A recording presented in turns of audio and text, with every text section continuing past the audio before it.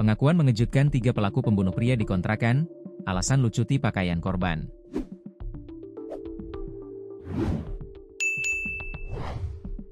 Pengakuan pelaku pembunuhan pria yang menggegerkan warga Bojonggede, Kabupaten Bogor mengejutkan.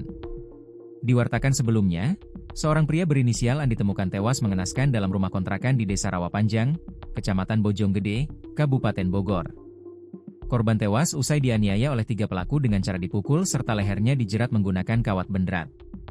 Saat ditemukan, korban dalam kondisi berlumuran darah dengan kondisi setengah telanjang tanpa celana.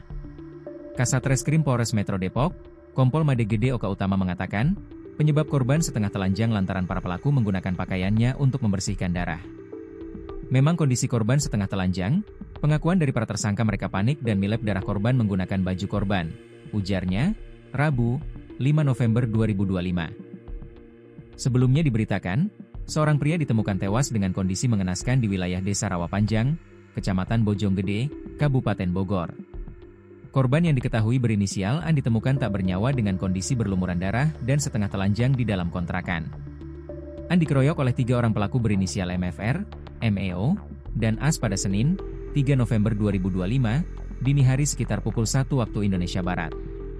Ketiga pelaku kini telah diamankan oleh pihak kepolisian dari Polres Metro Depok karena Bojonggede masuk dalam wilayah hukumnya. Kasat Reskrim Polres Metro Depok, Kompol Made Gede Oka Utama mengungkapkan, korban dianiaya secara sadis di dalam kontrakan tersebut.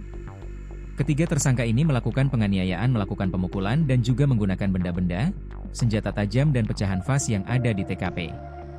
Salah satu tersangka menjerat leher korban dengan kawat benderat, ujarnya, Rabu, 5 November 2025. Akibat kejadian tersebut, korban meninggal dunia di tempat kejadian perkara dan berdasarkan hasil visum sementara, luka yang menyebabkan kematian korban yaitu di bagian leher, kepala, dan dada. Adapun motif di balik pembunuhan ini yaitu pelaku ingin menguasai harta benda milik korban yang baru berkenalan di media sosial. Baru kali itu mereka bertemu, namun di chat ataupun di grup Facebook memang sudah sehari sebelumnya. Ajakan nongkrongnya itu yang menjadi bahan penyidikan kami, intinya mengajak korban untuk nongkrong, katanya. Persoalan mulai terjadi saat salah satu tersangka berinisial MEO meminjam uang kepada korban senilai 4 juta rupiah ketika nongkrong bareng. Akan tetapi korban menolak untuk meminjamkan uang yang membuat tersangka merasa tersinggung dan terjadi percekcokan. Meminjam uang kepada korban dengan alasan untuk biaya persalinan pacarnya, katanya. Saat keributan itu terjadi, korban berusaha melarikan diri meninggalkan para tersangka di tempat tersebut. Akan tetapi salah satu pelaku mendorong korban dan diikuti oleh pelaku lainnya yang berujung penganiayaan. Korban dikeroyok oleh para pelaku menggunakan benda-benda yang ada di tempat kejadian.